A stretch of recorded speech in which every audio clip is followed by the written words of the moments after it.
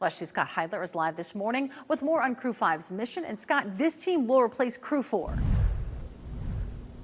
Yes, it will, definitely. And we're under 6 hours before the launch window opens.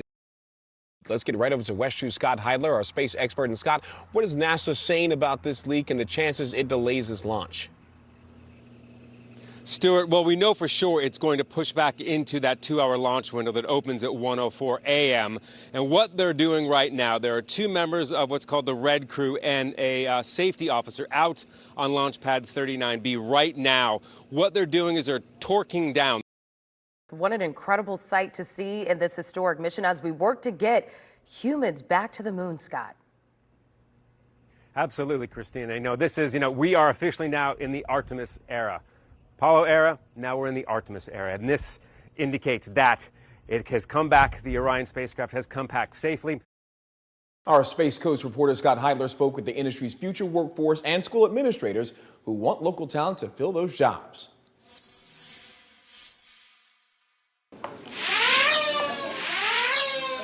They start them young here in Brevard. I would like to be an astronaut. My mom also works at NASA to build rockets. There you go. These kindergartens go to South Lake Elementary School in Titusville, just 17 miles from the Kennedy Space Center. So while schools and universities across the United States might have programs to train and teach their students to excel in the new era of spaceflight industry, right now, the astronauts are on their way to the International Space Station. West 2's Scott Heidler was at KSC as the ground teams got everything ready for liftoff. 3, 2, 1, ignition, engines full power, and liftoff. Go Crew 5. A picture-perfect launch for Crew 5's historic mission Wednesday from the Kennedy Space Center. Vehicle is pitching downrange. The Crew 5 launch was the marquee event during a very busy week here at the Kennedy Space Center. Just days after Hurricane Ian left the shores, 3 launches in as many days. And our Scott Heidler was there when they arrived and is with us live. Scott, what do they have to say? Yeah, well, they had a lot to say. They're very excited, as a lot of us here are. Now, the astronauts are now on the grounds of the Kennedy Space Center. They're doing their last rounds of preparations ahead of their launch from Launch Pad 39A here in just 6 days. Our Space Coast Bureau Chief Scott Heidler is live for us now. So, how are things looking out there?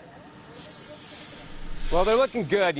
It's a good sign that the crew is here as scheduled, as they were planned to be, and then also that the SpaceX Crew Dragon is already out on Launch Pad 39A. So what we're going to see now, mission managers start clicking through those lists and procedures ahead of this early morning launch on Sunday. Touching down at the shuttle landing facility in a NASA Gulfstream jet, 4 astronauts from 3 countries. The U.S., Russia, and the first long-term mission for an astronaut from the United Arab Emirates. In light of a cosmonaut on the crew, I asked Commander Bowen about keeping earthly politics on the ground. We're all professionals. After the slow roll, the Artemis 1 SLS rocket stack made the overnight journey and is now in hard down position on Launch Pad 39B.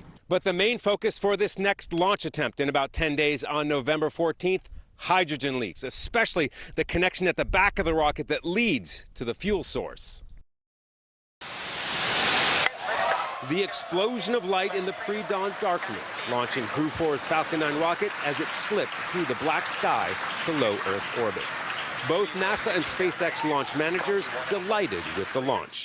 For the first time in weeks, both launch pads 39A and B are vacant. That's because Crew 4 just launched from A, and NASA's huge lunar rocket Artemis 1 rolled back to the vehicle assembly building after it was out on launch pad B for a round of testing that lasted over a month. Ron DeSantis! Governor Ron DeSantis took to the stage here in Melbourne just after 6 p.m. This on the first day of his 4-day Don't Tread on Florida tour, leading right up to Election Day Tuesday. Speaking to more than 2,000 of his supporters, the governor focused on his touchstone issues. And West 2's Brevard Bureau Chief Scott Heidler was there. Hello, Brevard. Stopping in Brevard County on his last swing before Election Day, Democrat Charlie Crist addressing supporters out front of the Melbourne City Hall. Christ has an uphill battle in the Republican-leaning Brevard County here, and most of the voters have already cast their ballots, either by mailing them in or early voting. And how close are the sharks? Even though attacks are rare, Volusia County currently holds the title of Shark Bite Capital of the World. West 2's Scott Heidler spoke to shark experts about the science behind these frightening encounters. Fascinated by sharks from an early age, Toby Daly-Ingle leads Florida Tech's Shark Conservation Lab. We've heard the deep science into why these attacks and encounters happen. Mistaken identity, curious sharks, but those who make their livelihood out on these waters say that there's no mistaking one way to avoid a close call with a shark. When the MSC Meraviglia was about 18 miles offshore, the passengers were awoken in the pre-dawn hours on the last day of their cruise. We were woke up at 5 a.m. with alarms, 3 alarms saying that there was a man overboard. At one point, one of the passengers told us that some crew members were preparing a lifeboat to lower it down into the water. There were crew there wearing life vests, leading some of the passengers to believe that the person overboard was found. We want to keep things in Brevard County right now, where that eye wall is moving through. West 2's Scott Heidler has been monitoring conditions there. We're just about 45 miles north of where Nicole made landfall, just south of Vero Beach. West 2's Scott Heidler spent some time with Brevard County's first female dance student to head to New York City's Juilliard. Even to the untrained eye, Jasmine Klinotis's talent is crystal clear when she takes to the floor. But it was not the first sport that captured the focus of this natural athlete. Tell me, how did you first get into dance? You were golfing, but then all of a sudden you switched over to dance. How did that happen? Yeah, so my sister has always been an inspiration to me. There's concern about what it could do to the sea turtle nesting season. West 2's Brevard Bureau Chief Scott Heidler spoke with the marine scientists on these threats. While they might be graceful swimmers spending most of their life in the ocean, when sea turtles come on shore for their nesting season, every time they reproduce, they come up on the beach. It's not just the physical obstacles that the sea turtles and the hatchlings will have to contend with. It's the odor of the sargassum itself and the impact that could have on the turtles. One Central Florida Navy veteran is on a mission. West 2's Scott Heidler shows us how he is working to make sure service members are buried with dignity. Jerry started Dover Detail last year when a Marine private died at a local nursing home, but he had no family and no money to buy a uniform for his burial at a national cemetery. Within 48 hours, we were able to put together a 1960s Marine Corps private uniform. It's been repeatedly billed as a new age for travel in the state, a high-speed rail link connecting Central Florida to South Florida. I really think it's about the experience. You know, we don't just think about getting people from A to B. It's not just about the commodity of transportation. It's about the experience that we create around it. Brightline's president Patrick Goddard comes from a hospitality industry. That was by design. Tamara Penzino was already in vacation mode 35 minutes into her Spirit Airlines flight Thursday night from Pittsburgh to Orlando. I was reading my book, not paying attention, had my earbuds in, and I heard a flight attendant say, "We have an infant not breathing." They were then moving to the front of the plane when the baby's color started looking better. the majority of those who do make it out pass through here. And that's thanks to an unofficial agreement between Thailand and South Korea. After confronting the club's management upstairs, the union members are down here now on street level. But the government and the investors are hoping that this concept, a mid-sized power plant that's solar, will help decentralize the nation's power grid. We're deep in the hills that house this vast cave network. While some groups are using high tech to assist in the search and rescue operation, some, like these from the Park Service, are doing it the old-fashioned way. They're hiking through these woods to link up with some rescue officials deeper in the hills. The governor of Chiang Rai province says that the trapped 13 might not all come out at the same time. They will evaluate each one and bring them out only when they're ready. The NPP isn't expected to come even close to the two main political parties in Saturday's election. We don't know exactly where this aircraft supposedly went down along its border with Russia. It's still unclear what economic impact it could have on the ever-important tourism industry here in Thailand. Your goal, as you say, is to hold democratic elections. What will your role be once elections take place? Now, similar themes that we've heard about the South China Sea territory disputes came out, but they weren't directly naming each other. In other words, the United States didn't say China directly, China didn't say the United States directly. Once some of the Yakuza members leave, they have to worry about a physical reminder that can't be covered up by clothes. As part of an apology or penance ceremony, they chop off the tip of their pinky finger. 2 years ago, ships were rammed when China moved in a deep-sea oil rig into territory Vietnam says is theirs. That's building and moving the economy in this region, which is very important for the globe. 60% of global GDP comes from this region. About 20 people were killed in China. 13 of them came from this community. And that's despite the fact that 250,000 people were evacuated. During the fight, the music led by the P-Java changes tempo based on what's going on in the ring.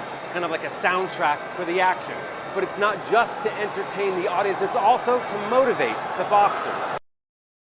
Let's speak to Scott Heidler, who's in Grabovo in eastern Ukraine. These are emergency service personnel who've been on the scene for a couple of hours this morning. As you can see, they're holding sticks with white cloth on the top of it. They're marking bodies. Major intersections in central Hong Kong transformed into front lines as violent confrontations between riot police and pro-democracy protesters escalated throughout the day. So right now what you're seeing is this is one of the main areas where this confrontation between police and the protesters has been going on. What's amazing is the communication between the protesters. Now that this has happened here, this tear gas is here, they're going to roll back and then they're going to tell everyone well behind that this has happened so everybody will push back. Like, look how quickly this is cleared out. Yelling into the hills for their missing boys. 4 fathers in the jungle above Tam Luang Cave pleading for their sons to come home. But the only reply they got was the whirring of a Black Hawk helicopter. We're deep in the hills that house this vast cave network. While some groups are using high tech to assist in the search and rescue operation, some, like these from the Park Service, are doing it the old-fashioned way. They're hiking through these woods to link up with some rescue officials deeper in the hills. To get a better idea of how the coronavirus is having an impact on communities closer to the epicenter in Wuhan and Hubei province, we took a southbound train from Beijing. We got off in central Henan province. Its southern border with Hubei covers more than 400 kilometers, the longest of any other province. This is described as the medical supply capital of China. So we wanted to go in because the face masks are manufactured there. More than 50% for China are manufactured inside. And we've heard that they've brought the staff back from their holiday early to manufacture more face masks. But it's so sensitive, they're stopping us here, not even letting us go inside. Hi, I'm Scott Heidler, and I've been covering the new coronavirus story in China. And between us, it's one of the most difficult stories I've covered.